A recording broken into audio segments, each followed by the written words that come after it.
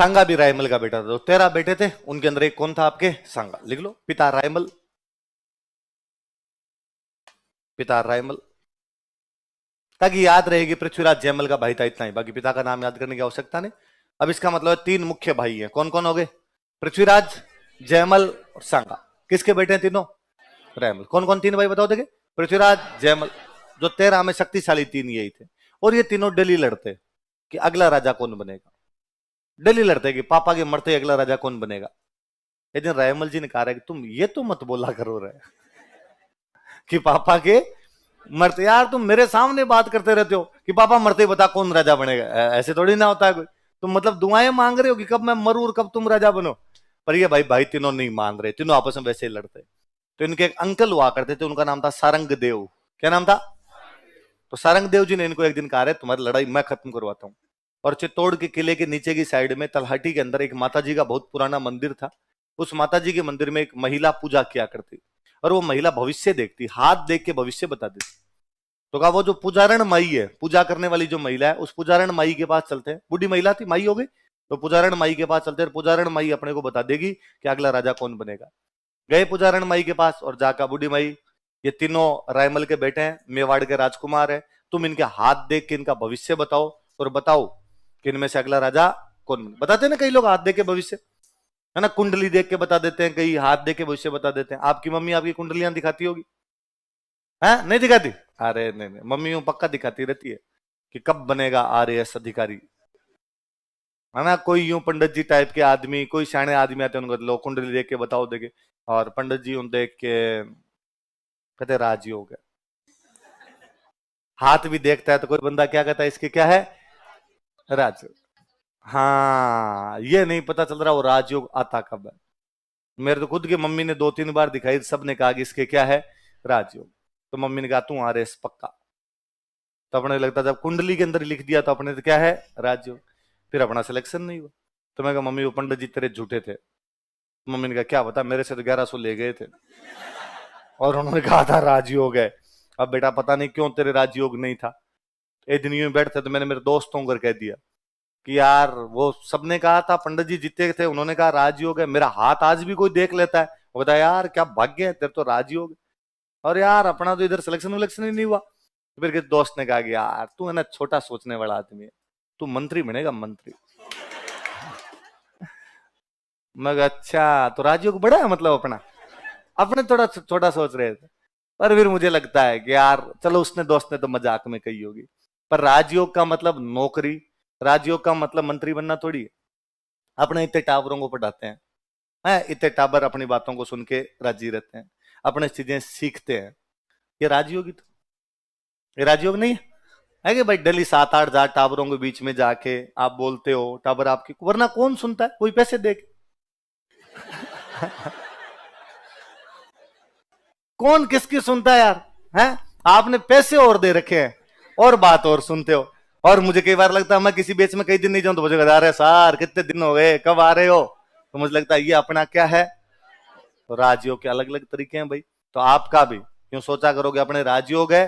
पहली बात तो आरएस या आईएएस बनेंगे, और आरएस आईएएस में नहीं हुआ तो क्या बनेंगे? मंत्री। क्या बनेंगे?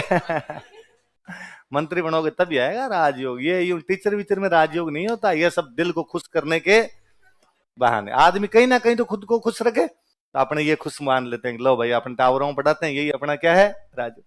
तो वैसे वैसे तीनों गए भाई भाई, और तीनों जाकर भाई बूढ़ी माई बता हम में से राजा कौन बनेगा। वो डोकरी सियाणी महिला थी बेचारी, जिंदगी के थपेड़े खा खा के एक्सपीरियंस ले रखे थे उसने। उसने कहा क्यों लड़ाई करते हो, मैं एक यदि बता दूंगी तीनों में से एक बनेगा तो लड़ाई होगी तुम में आपस के अंदर, तो इससे अच्छा ठीक है तुम्हारे बाप जब मरेगा एक ना एक को बनना ही है, बन जाएगा कोई ना कोई। पृथ्वीराज बड़ा गुस्सेल आदमी था। पृथ्वीराज ने तलवार बाहर निकाली, बताती है फिलोसफी जड़ेगी, जितना काम का उतना कर। अब यार तलवार के आगे सबको डर लगता है ना, तो उसने बेचारी ने अब तो बताना पड़ेगा, पर उसने कहा तू तो नहीं बनेगा। पृथ्वीराज ने कहा कोई बात नहीं, ये जो 2 खड़े इनमें से बता कौन बनेगा। अब ने डरते डरते कहा कि सांगा बनेगा। कौन बनेगा? और जैसे सांगा का, पृथ्वीराज जयमल लगे भाई सांगा को लेके, सांगा कूटना शुरू किया साइड में ले जाके, सांगा की आंख फोड़ दी। वो सारंग देव जी अंकल और बूढ़ी माई बीच में पड़े, जैसे तैसे सांगा का सांगा भाग यहां से। सांगा घोड़ा लेके वहां से रवाना होता है। राजसमंद में गांव पड़ता है सेवंत्री, कौन सा गांव पड़ता है? इस सेवंतरी गांव के अंदर एक मंदिर था, रूपनारायण जी का मंदिर। कौन सा मंदिर है? इस रूपनारायण जी के मंदिर में एक तीर्थ यात्री रुका हुआ था, उसका नाम था बिद्दा जेतमालोत। तीर्थ यात्री का नाम क्या था? बिद्दा जेतमालोत नाम का। कौन है? तीर्थ यात्री। कौन से मंदिर में रुका हुआ है? कहां पे, कौन से गांव में? सेवंतरी कौन से डिस्ट्रिक्ट में पड़ता है? राजसमंद में। ये बिद्दा जैतमल तो मारवाड़ का बंदा था और यहाँ पे तीर्थ यात्री के रूप में आगे जा रहा था, मंदिर में रुका हुआ था। सांगा उधर से घोड़ा दौड़ाते दौड़ाते इस सेवंतरी गांव के रूपनारायण मंदिर में पहुंचता है।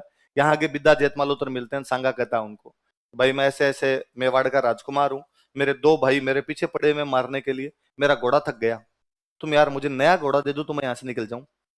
तो बिद्दा, अपने भारतीय संस्कृति कहती है कि शरणागत की रक्षा करना भारतीय संस्कृति का आदर्श है, तो उनका ले जा, तू घोड़ा ले जा, चिंता मत कर, तेरे भाई आएंगे तो हम यहाँ पे रोक लेंगे। आगे भाई पृथ्वीराज जयमल पीछे पीछे आए, सांगा वाला घोड़ा बंधा हुआ देखा। उन्होंने पूछा बिद्दा जैतमालोत से, तुम कौन हो और ये जो बंदा घोड़े वाला था किधर गया? तो मुझे नहीं पता, कहाँ गया, घोड़ा बाहर खड़ा करके चला गया होगा। पर वो समझ गए कि इस आदमी ने भगाया है, तो वहां पे वो बिद्दा जैतमालोत के साथ लड़ाई करते हैं। बिद्दा लड़ता है उनके साथ, बिद्दा लड़ता हुआ मारा जाता है। लेकिन बिद्दा ने जितनी देर तक उनसे लड़ाई की, इतने में सांगा को टाइम मिल गया कि सांगा वहां से आराम से आगे निकल जाता है। जेतमाल दल जूंजिया करवाला कटाए, कि उस दिन जेतमाल लड़े थे वहां पे। जेतमाल तो ब्रांच होती है, राठौड़ राठौड़ थे मारवाड़ के, जेतमाल ब्रांच थी इनकी। जेतमाल दल जूंजिया, दल मतलब सेना, दल पुंगल पढ़ते हैं अपने उपाधि, तो दल का मतलब क्या था? जेतमाल दल जूंजिया की जेतमालों की टुकड़ी वो लड़ी थी। परिवार के 10-15 भाई रहे होंगे जो वहां पे लड़े होंगे। करवाड़ा कटाए और कट कट के गिर गए थे वहां पर। सांगो भोगे चित्रकूट सिर बिदा सटाए। सांगाबाद में चित्तौड़ का राजा बना था इसलिए क्योंकि उस दिन बिद्दा ने सिर कटवा लिया था। यदि बिद्दा वहां पे नहीं लड़े तो पृथ्वीराज जयमल सांगा को पकड़ के मार दे, तो सांगा के पास राजा बनने का कोई भी चांस नहीं होता। सांगा यदि राजा बना था तो इसके लिए किसने सिर कटवाया था? अपना। तो बाद में जब सांगा राजा बनता है तो बिद्दा जेतमालोत के परिवार को मारवाड़ से बुलाता है और मारवाड़ से बुलाकर उनको मेवाड़ में जागीरें बांटता है। तो उस दिन यदि तुम्हारा पूर्वज, तुम्हारा भाई, तुम्हारे परिवार का बंदा नहीं होता तो मेरी जान नहीं बचती। तो अपने भाइयों के साथ जब लड़ाई हुई तो सांगा की जान बचाने वाला बंदा कौन था? ऐसा वो कौन से गांव में करता है? कौन से भगवान जी के मंदिर में? फिर सांगा यहां से भी निकला, अजमेर की तरफ आता है सांगा। अजमेर में एक जगह पड़ती है श्रीनगर। कौन सी जगह? और श्रीनगर में उस समय एक बंदा रहा करता था, करमचंद पंवार। कौन रहता था? तो सांगा करमचंद पंवार के पास आता है। करमचंद पंवार को कहता है, भाई करमचंद, तुम मुझे शरण दे दो और मेरे जब अच्छे दिन आएंगे तो तुम्हारे भी अच्छे दिन आएंगे, तुम्हें मैं मंत्री बनाऊंगा। तो सांगा को शरण किसने दी बाद में? करमचंद पंवार ने। कौन से गांव में? श्रीनगर। कौन से जिले में? कश्मीर वाला नहीं, अपना अजमेर में श्रीनगर है। सांगा को क्या दी थी? शरण। किसने? करमचंद पंवार। कहां का था? अब सांगा जब चुपचाप यहां पे छुप के बैठा हुआ था, तभी सांगा को एक दिन समाचार मिले कि जयमल सोलंकियों के खिलाफ लड़ता हुआ मारा गया। तभी एक दिन और सांगा को समाचार मिला कि पृथ्वीराज को सिरोही के जगमाल देवड़ा ने जहर देके मार दिया। सांगा के राह में कांटे दो भाई थे, या तो पृथ्वीराज था या कौन था? अभी तक रायमल जी बैठे हैं, रायमल जी जिंदा थे अभी तक। अब सांगा ने री एंट्री की मेवाड़ में। सांगा वापस रायमल जी के पास गया कि डैडी मैं आ गया। तो रायमल जी ने पूछा इतने दिन कहां था रे? तो उसने कहा मैं श्रीनगर घूमने गया था। तो रायमल जी को भी लगा कि वहां गया होगा, कश्मीर घूमने गया होगा। अब उनके यही योग्य बेटा बचा हुआ था। तो रायमल जी ने कहा भाई मेरे बाद में राजा कौन बनना चाहिए? सांगा। तो रायमल की मृत्यु के बाद में मेवाड़ का राजा कौन बना? लिखो।